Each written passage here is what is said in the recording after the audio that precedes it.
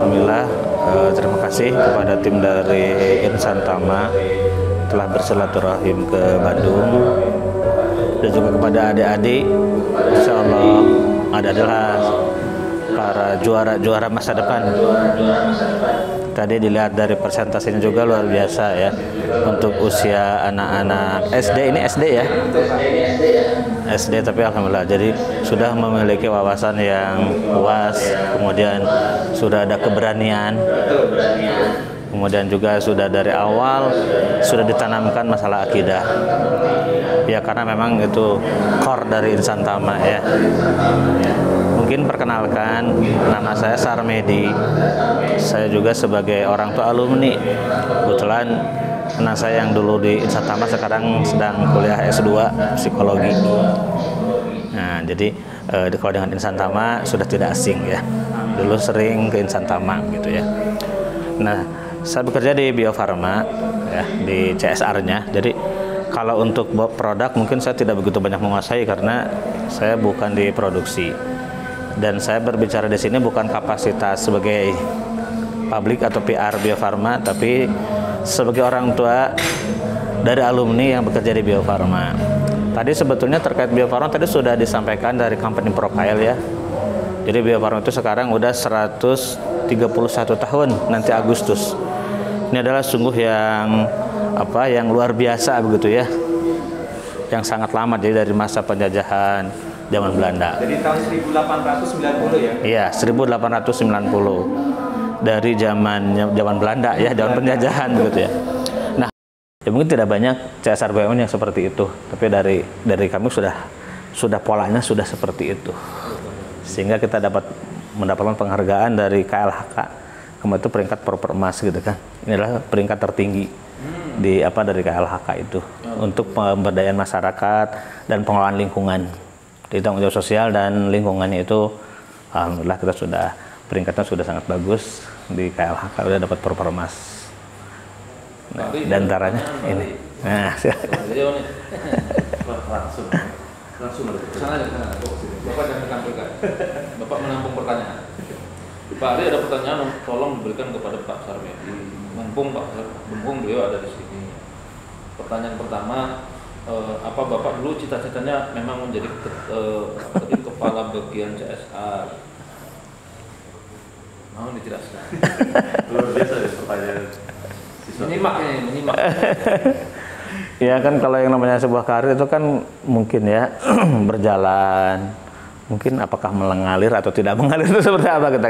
Karena saya background awalnya memang dari dulu sekolahnya dari farmasi ya. Jadi saya sempat di laboratorium berkecimpung dengan hewan percobaan. Jadi dulu saya suka nyuntik, suka ngambil darah ya. Jadi dunia hewan laboratorium lah. Ya. Kemudian dari situ saya ada promosi ya. Dari farmasi kan kemudian saya ngambil S1 S2 ekonomi. Jadi loncat memang dari farmasi kan sambil bekerja gitu ya. Kemudian masuk S2 saya ekonomi manajemen. Nah, kemudian ya saya akhirnya ditarik ya oleh direksi, suruh supaya kan kalau CSR itu kan lebih ke masyarakat. Di samping karena saya juga diamanahi ketua DKM ya di Masjid Bio Farma. Jadi corong ke masyarakatnya katanya sih bisa lebih tepat dari berbagai aspek. Linear gitu ya. Ya, jadi untuk ya mungkin untuk pengelolaan dengan masyarakat, biasanya kalau dengan masyarakat itu kan harus orang yang biasa bergaul dengan masyarakat, berinteraksi, kemudian dia bisa berkomunikasi dengan masyarakat. Jadi kan dan CSR ini kan sangat luas ya. Mungkin saya pernah sampai ke Baduy Dalam juga, kita pernah ke Baduy Dalam. Kemudian saya ke daerah Madura, ke pedalaman. Sampai nggak masuk mobil, saya ngebantu masyarakat untuk pembangunan masjid di sana juga, ke Bangkalan, ke Sumenep. Kemudian saya sampai juga ke Ternate juga pernah, ke Tanjung Pinang. Jadi ya kenapa ya, karena ini kan sekupnya global gitu ya, jadi nasional, sehingga kita memerlukan bantuan yang sifatnya bagaimana respon kita. Kemudian ketika ada bencana juga, itu otomatis ketika ada bencana tim CSR kita harus siap juga. terutama ketika ada bencana kita terjun juga. Ya memang itu banyak sekali sih ini tupoksinya di situ ya. Bagaimana kan tanggung jawab lingkungan dan sosial. Jadi terkait dengan isu-isu sosial kita juga harus bisa merespon ya. Kemudian ketika isu-isu lingkungan juga bagaimana kita harus bisa merespon setiap kejadian yang ada di masyarakat. Ketika misalkan ada banjir, ada longsor, kita langsung tim kita langsung siap siaga gitu. Nah, seperti itu. Itu yang istilahnya yang charity ya, sifatnya tanggap darurat. Tapi tadi kalau yang program yang berkelanjutan memang itu betul-betul kita harus terencana ketika memberikan program masyarakat, atau misalkan beasiswa. Nah sekarang kami juga kerjasama dengan DKM ya, antar CSR kerjasama dengan DKM untuk beasiswa. Nah karena sekarang kan lagi COVID, kalau biasanya kita langsung seleksi langsung sampai wah ramai di masjid itu. Sekarang kan nggak bisa, semua lewat by Google Form. Ya, jadi semua lewat itu mau tidak mau kan sekarang mereka harus bisa mengikuti gitu kan. Ini kerjasama antara DKM dengan dengan CSR. Memang itu ada sebuah sinergi yang ditujukan untuk masyarakat sekitar perusahaan. Dan alhamdulillah dana juga cukup besar juga sih. Kita kemarin dari CSR 1 miliar untuk beasiswa, yang mengelola adalah DKM. Plus DKM juga dapat titipan zakat infak sedekah itu yang bulanan dari karyawan yang dipotong dari gaji, mereka ada yang untuk membantu juga. Nah sehingga itu juga kita bisa kelola. Hanya kalau untuk kegiatan yang offline kita memang off dulu ya. Yang off seperti kalau dulu kan itikaf rame ya, mungkin sekarang bisa ngisi dulu sampai penuh. Mulai tahun kemarin nggak ada, tahun ini juga sebenarnya nggak akan ada gitu.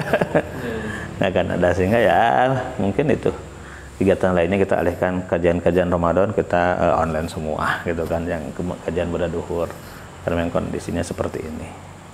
Mungkin itu. Ada pertanyaan lagi Pak Ari, nanya keras juga ya. Pak Ari tolong tanyakan kepada Pak Sarmedi, kenapa nggak langsung aja ya? Pak Sarmedi, kami kan diajari mimpi besar sejak kecil. Yeah. Nah, kalau tadi menyimak penjelasan Bapak, kira-kira bagaimana menyambungkan mimpi besar kami itu dengan cara Bapak bisa menjadi seperti sekarang ini? Soalnya kelihatan Bapak itu meskipun berbeda mata kuliahnya, tingkat pertamanya tadi farmasi, kemudian pasca sarjananya tadi ekonomi. Tapi Bapak memang seperti punya keahlian yang sama gitu. Jadi kalau jadi kepala CSR itu memang pas gitu. Nah, kami bagaimana dengan sudah diajarin mimpi besar dan juga sudah diajarin roadmap atau peta jalan. Ya bagaimana ya? Ya sebetulnya kan itu tadi akan berkembang. Kita itu akan berkembang tentu jangan terbatas. Oh kita lulusannya ini di situ aja, enggak juga. Usaha karya itu pertanian kan. Sekarang malah training pengusaha. Iya. kecuali tani yang enggak Iya. Nah, jadi bagi adik-adik tentu ini yang harus kita lakukan, betul tadi masalah belajar ya, itu kan kalau anak-anak kan sekarang tugasnya yang utama adalah menuntut ilmu.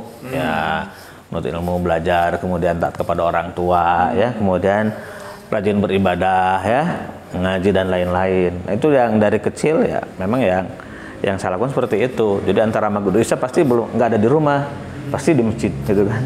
Kadang-kadang tidur juga di masjid gitu kan. Subuh di masjid mungkin itu. Iya betul. Jadi memang dulu kan sering-sering ke masjid. Nah, kemudian ya untuk mungkin juga prestasi akademik juga harus tetap ya. Prestasi secara akademik kita harus bertanggung jawab. Nih adik-adik nih kepada orang tua harus bertanggung jawab nih. Kita tunjukkan bahwa kita itu mampu, kita itu berprestasi secara akademik. Ya karena ketika masuk dunia kerja yang dilihat utamanya itu adalah prestasi akademik dulu. Misalkan sekarang pembukaan misalkan di Bio Farma atau BUMN lain. Karena nanti kan misalkan IPK misalkan minimal 3,0. Tapi itu yang masuk kan sampai 35.000, 50.000 yang masuk, betul itu. Nanti kan langsung secara sistem langsung di shortcut dulu, dipilih. Ternyata yang rata-rata IP 4, 3,8 itu yang masuk. Jadi yang IPK kecil itu ya udah nggak bisa masuk. Nah seperti itu. Iya, nanti kan jadi prestasi akademik itu tetap diperlukan. Dan biasanya itu tidak berbohong lah ya. Kalau misalkan dari anak kan bisa dilihat, misalkan dari SD, SMP, SMA, kuliah, misalkan seperti biasanya itu walaupun tidak menjamin ya, walaupun tidak menjamin, tapi itu sebuah gambaran awal ya. Maka ini harus kepada anak-anak, saya pun tekankan kepada saya atau kepada siapapun ya, prestasi akademik harus pertama dilihat. Karena kalau nilainya bagus, misalkan akademiknya bagus, nah itu akan disaring berikutnya, walaupun nanti tidak hanya itu kan, ada wawancaranya, ada psikotes, kemudian ada misalkan survei lapangan dan lain-lain. Tapi tetap bagi anak-anak pertama adalah prestasi akademik akan dilihat dulu.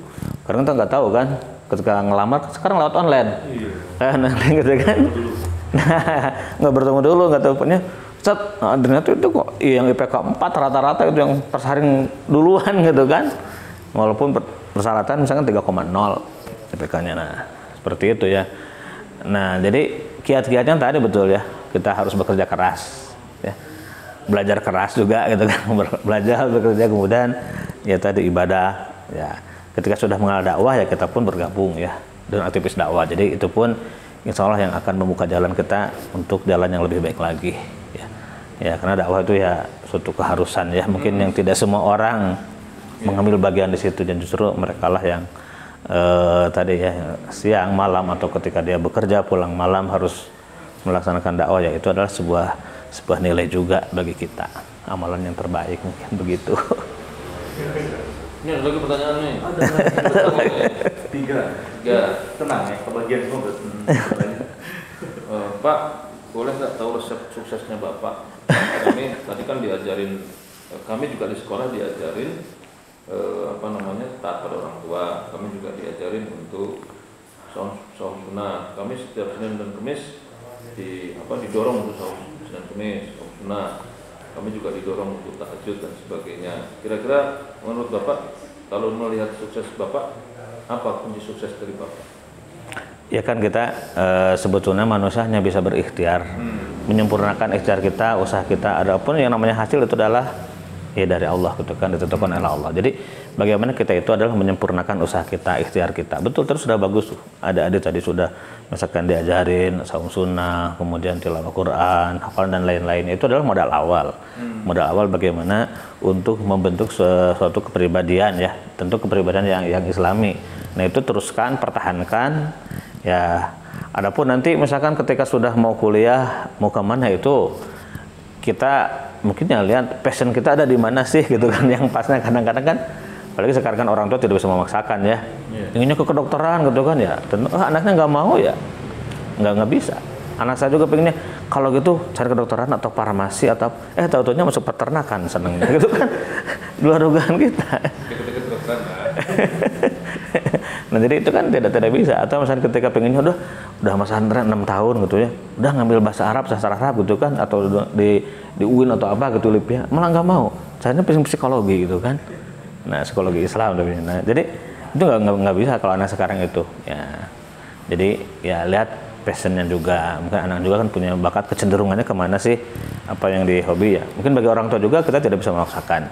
Nah anak-anak tentu ya harus bisa memperhatikan keinginan orang tua juga ya bagi anak-anak, tapi tentu harus sesuai dengan potensi yang ada gitu kan, dia cenderungnya kemana, seperti itu. Satu lagi.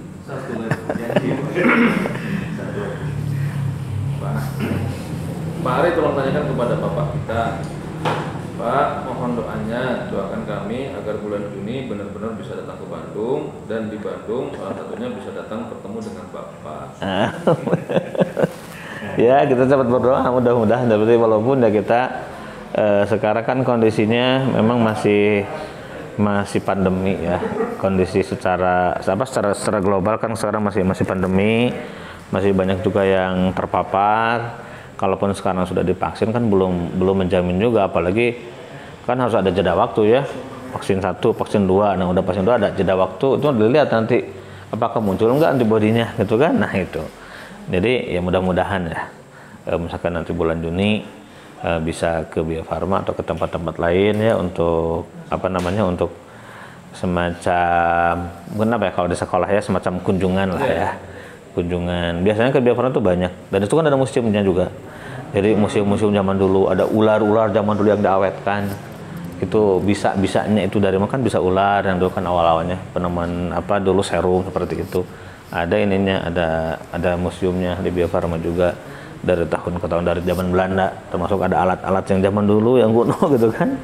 Nah, itu juga ada ya, nanti bisa nambah wawasan juga gitu kan. Ya mudah-mudahan pandemi segera berakhir ya, sehingga semua kegiatan kita bisa kembali normal seperti dulu ya, bisa offline lagi seperti itu.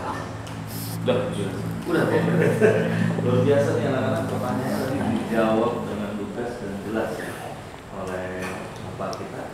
Mudah-mudahan itu bisa menginspirasi antum semua, kemudian menguatkan tekad kita untuk bersungguh-sungguh dalam berusaha, bersungguh-sungguh dalam ikhtiar, kemudian lebih mendekatkan lagi diri kita kepada Allah Subhanahu Wa Taala dengan as-solihah. Dan ada pesannya gitu. Iya baik, bagi anak-anak mungkin tadi ya, tetap semangat ya, walaupun dalam kondisi pandemi tetap semangat. Walaupun belajar dari rumah bosan pasti ada, tapi ya apa boleh buat ya, bosan tidak bosan kita harus tetap dilakukan. Jadi tetap kepada anak-anak tetap semangat. Juga kalau di rumah tetap harus membantu orang tua juga apa yang bisa kita lakukan ya. Biasanya kan orang tua ketika aduh anaknya banyak online, banyak di rumah, sehingga bagaimana ketika anak-anak di rumah juga orang tua tetap menjadi senang begitu ya. Itu saja sih. Terima kasih. Terima kasih Ustaz Rewe, terima kasih Pak Sarmedi. Jangan disebut. Oh jangan disebut ya. Nanti dipotong aja bagian itu ya. Terima kasih Pak Sarmedi. Mudah-mudahan ini memotivasi anak-anak, memotivasi kita semua untuk tetap semangat melakukan segala ikhtiar baik kita untuk cita-cita yang baik. Itu. Assalamualaikum warahmatullahi wabarakatuh. Wassalamualaikum warahmatullahi wabarakatuh.